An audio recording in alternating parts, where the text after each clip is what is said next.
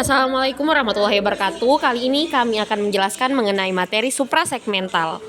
Materi ini akan dibawakan oleh yang pertama Nurul Wirdania, yang kedua adalah Regita Fitriani, dan yang ketiga adalah Andi Anugrah Ahmad. Dan mari kita mulai. Bunyi suprasegmental. Bunyi suprasegmental adalah bunyi yang menyertai bunyi, bahasa, dan membantu memperjelas makna ujaran. Yang kedua, bunyi ini tidak berdiri sendiri seperti huruf atau fonem, tetapi muncul melalui cara kita mengucapkan kalimat. Jenis bunyi suprasegmental. Bunyi suprasegmental meliputi beberapa hal, yaitu yang pertama intonasi, tinggi rendahnya nada saat bicara. Yang kedua adalah tekanan, penekanan pada kata tertentu untuk membedakan maksud. Yang ketiga adalah jeda, pemberhentian sejenak dalam kalimat.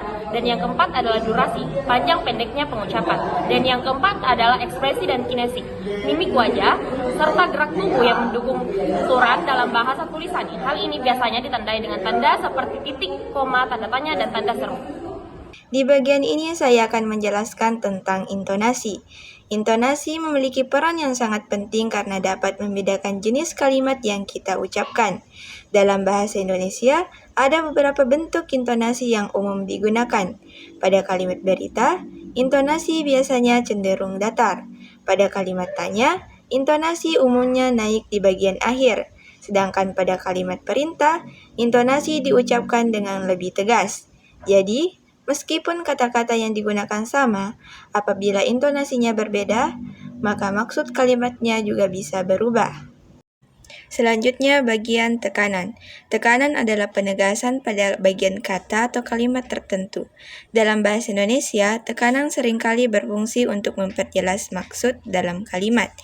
Misalnya, pada kalimat, "Kemarin teman saya menyimpang uang di bank." Bagian yang ditekan bisa menunjukkan arti yang berbeda, misalnya menekankan waktu, orangnya, atau tempatnya. Baik, saya akan menjelaskan tentang jeda. Jeda adalah berhenti sebentar ketika berbicara. Letak jeda yang berbeda dapat menimbulkan makna yang berbeda pula. Contohnya, ia membeli buku sejarah baru. Artinya, ia membeli buku sejarah yang baru.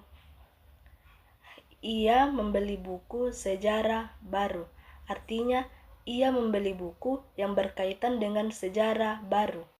Praktik penerapan bunyi suprasegmental.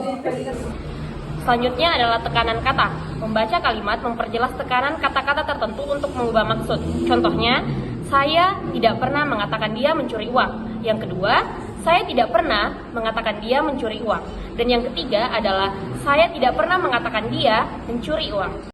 Contoh kalimat yang memakai intonasi berita, tanya, dan perintah. Contoh kalimat berita, ambil buku.